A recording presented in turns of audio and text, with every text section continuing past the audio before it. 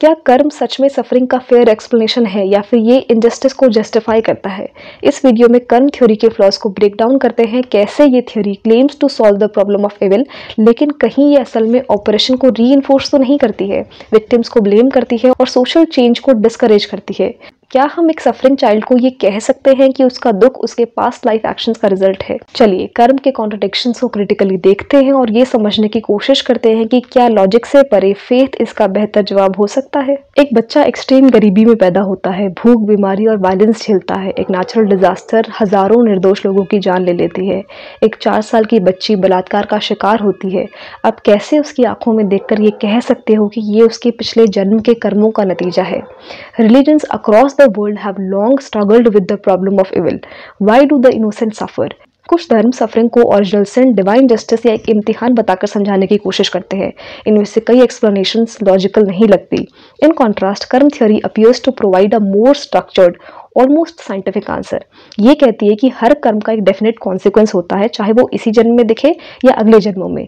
भगवान की इच्छा से अलग एक ethical cause and effect system होने के कारण कर्म थ्योरी एक लॉजिकल एक्सप्लेनेशन जैसी लगती है। Yet despite it's rational appeal, the doctrine of कर्म कोलैप्सेस अंडर स्क्रूटनी। ये विक्टिम्स पर ब्लेम डालती हुई दिखती है, अत्याचार को जस्टिफाई करती हुई दिखती है और अनजस्ट सिस्टम्स को बदलने की कोशिशों के अटेम्प्ट्स को कमजोर बनाती है। अपने आप को एक यूनिवर्सल मोरल लॉ कहने वाली ये थ्योरी बहुत सारे कॉन्ट्रडिक्शन से भरी हुई है। आइए इसे समझते हैं। कर्म का सिद्धांत एक सिंपल लॉजिक पर बेस्ड है। अच्छे कर्म का अच्छा फल और बुरे कर्म का बुरा फल। भगवान के न्याय के कॉन्सेप्ट से अलग कर्म एक ऑटोमेटिक सिस्टम की तरह काम करता है। मैक्स वेबर ने तो कर्म को दुनिया का सबसे लॉजिकल थियोडेसी कहा है, क्योंकि ये डिवाइन फेवरेटिज्म को हटाकर एक एथिकल जस्टिस सिस्टम बनाती है, तो लोग इसे एक रैशनल मॉडल मानते हैं। However this supposed rationality has disturbing implications. अगर दुख सिर्फ पास्ट कर्मों का नतीजा है तो इसका मतलब है कि कोई भी इंसान इनोसेंट विक्टिम नहीं हो सकता।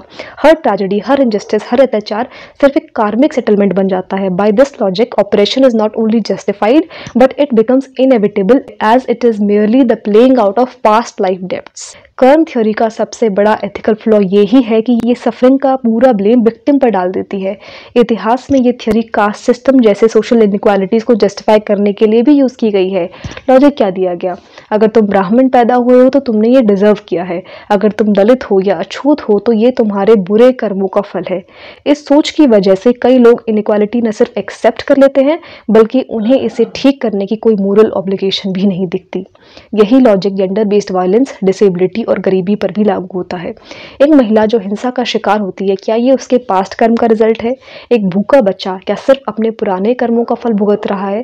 इस तरह की सोच समाज को उसकी जिम्मेदारी से फ्री कर देती है और इनजस्टिस के खिलाफ लड़ने की जगह लोग उसे एक्सेप्ट करने लगते हैं। अगर एक व्यक्ति अपनी तकलीफ को समझने के लिए कर्म थ्योरी पर विश्वास करे तो उसका पर्सनल डिसीजन हो सकता है, लेकिन किसी दूसरे इंसान को ये कहना कि उसके साथ जो दुर्गति हो रही है वो सिर्फ उसकी पुरानी गलतियों का नतीजा है, एक क्रूअल और अनैतिक बात है। और अगर मान भी लिया जाए कि कर्म न्याय का एक सिस्टम है, तब भी एक बड़ी दिक्कत खड़ी होती है। लोगों को अपनी पिछली जिंदगी के कर्म याद ही नहीं है।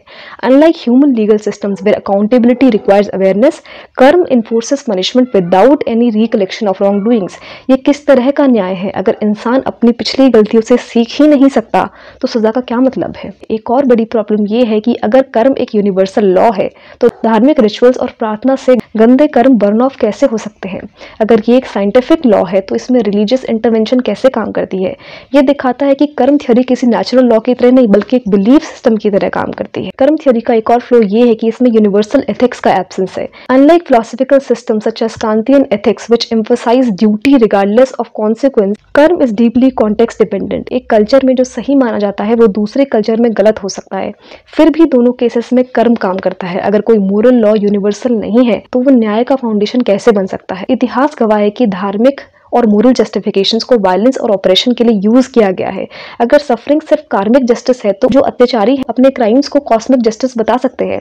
This reasoning has been used to justify caste discrimination and even religious violence. Karma theory evil का लॉजिकल एक्सप्लेनेशन क्यों नहीं दे सकती? कर्म थ्योरी की सबसे बड़ी अपील ये है कि ये सफरिंग को एक साइंटिफिक और नॉन आर्बिट्ररी एक्सप्लेनेशन देती है, लेकिन जब इसको रियल वर्ल्ड ट्रेजेडीज पर लागू किया जाता है तो ये बिखर जाती है। बात ये है कि जस्ट पैदा हुए बच्चों की सफरिंग कैसे समझाई जाएगी, नेचुरल डिजास्टर्स कैसे जस्टिफाई होंगे, जीनोसाइड में मारे जाने वाले लाखों लोग एक साथ रिस्पॉन्सिबल कैसे हो सकते हैं। सबसे बड़ी फिलोसफिकल प्रॉब्लम ये है कि कर्म थ्योरी ये नहीं बताती कि सफरिंग शुरू कहाँ से हुई। अगर हर सफरिंग एक पुराने कर्म का नतीजा है तो पहली सफरिंग कहाँ से आई? This creates an infinite regress problem. There must have been an initial injustice that was not the result of previous karma.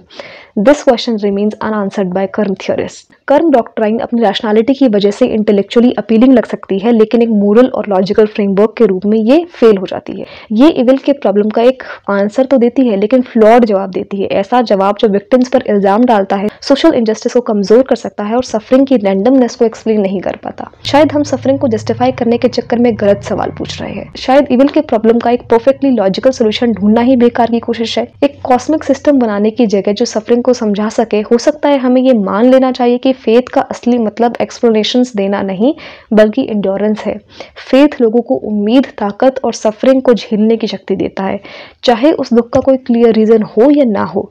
कर्म जैसा एक फॉल्स सेंस ऑफ ऑर्डर देने की बजाय हमें ये समझना चाहिए कि लोग भगवान की तरफ किसी मैथमेटिकल सर्टेनिटी की वजह से नहीं, बल्कि इसीलिए जाते हैं क्योंकि फेथ उन्हें दुख के समय में सुलेस देता है।